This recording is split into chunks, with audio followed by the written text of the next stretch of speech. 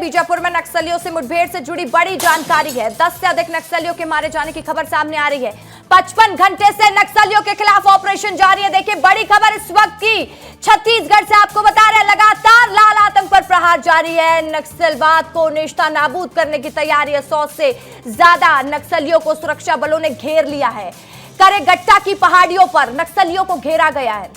इस वक्त की बड़ी जानकारी आपको दे रहे हैं। 5 नक्सलियों के शव जिला मुख्यालय लाए गए हैं। बड़ा अपडेट है इस वक्त का बीजापुर से।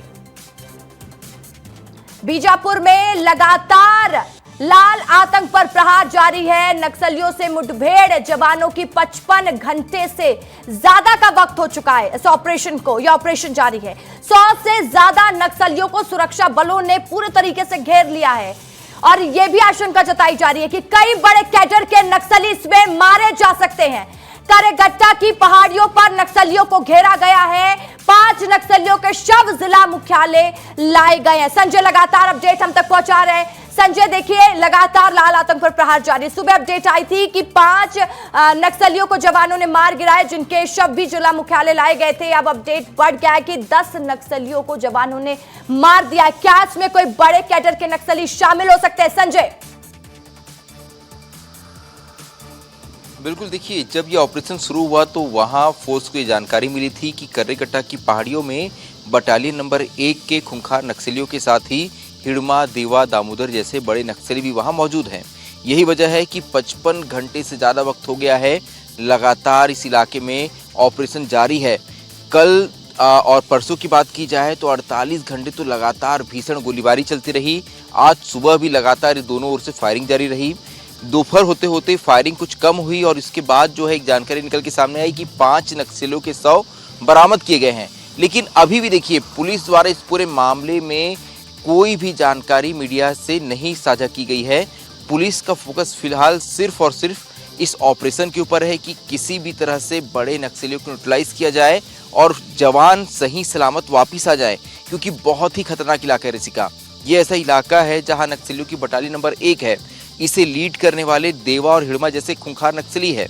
इस इलाके में कई आईडीज ब्लास्ट की जानकारी मिली।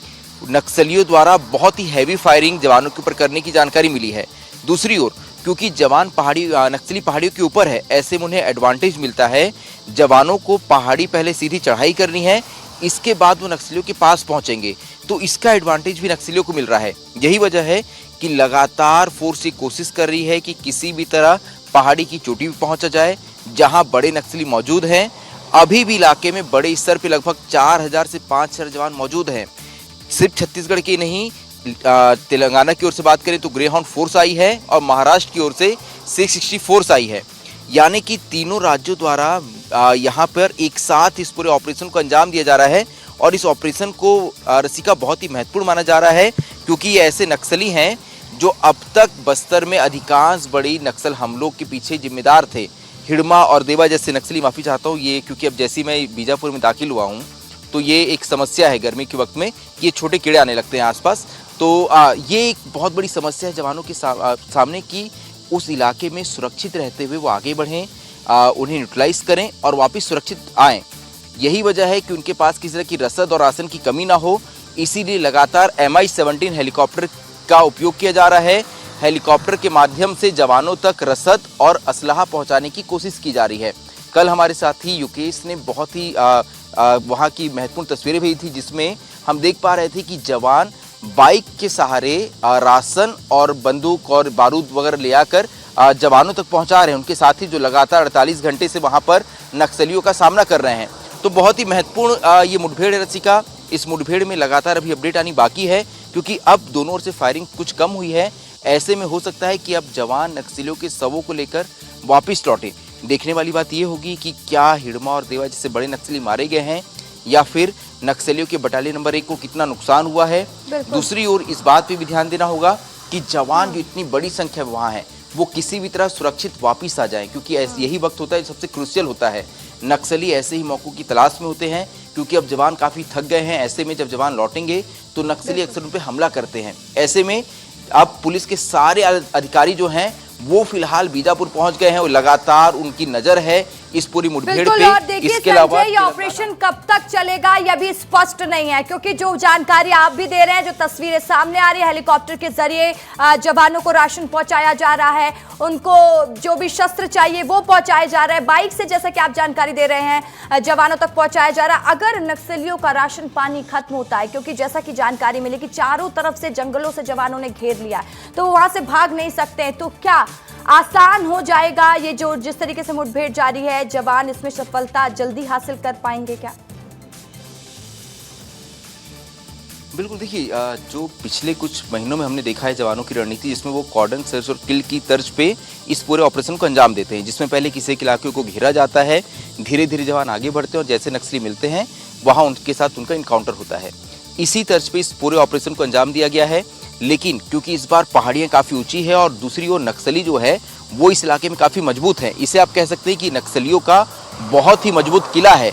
तो हमने जो पहले के जवानों में देखा है कि जब दो सेनाएं लड़ती थी तो आमतौर पे किसी किले में किसी राजा को हराने के लिए उसी किले की घेराबंदी करके रखा जाता था, जिससे उसकी रसद खत्म हो जाए, और जब उनकी रसद खत्म होती थी फिर अपने आप सामने वाला समर्पण करता था। बिल्कुल उसी रणनीति को हो सकता है जवान यहाँ अपनाएं, क्योंकि जवानों ने इस पूरे इलाके को घेर रखा है। ऐसे में वो इंतजार करेंगे कि नक्सलियों का राशन खत्म हो, नक्सलियों का पानी खत्म हो, जब उनके पास ये सामान खत्म हो जाएगा, जब उनका असलहा खत्म हो जाएगा, क्योंकि उनके पास एक सीमित संख्या में बंदूक है, गोला बारूद है, ऐसे में जब ये खत्म हो जाएगा तो हो सकता है जवान एक बार फिर से आगे बढ़े। लेकिन फिलहाल जवान अभी भी उस इलाके में डटे हुए हैं, धीरे धीरे आगे बढ़ने की कोशिश कर रहे हैं। बड़े स्तर पे सर्च अभियान चलाया जा रहा है, लगातार हेलीकॉप्टर, ड्रोन और यूएवी की मदद से इलाके में नजर रखी जा रही है, ताकि नक्सलियों की हर एक मूवमेंट को देखकर उस हिसाब से रणनीति तैयार की जाए।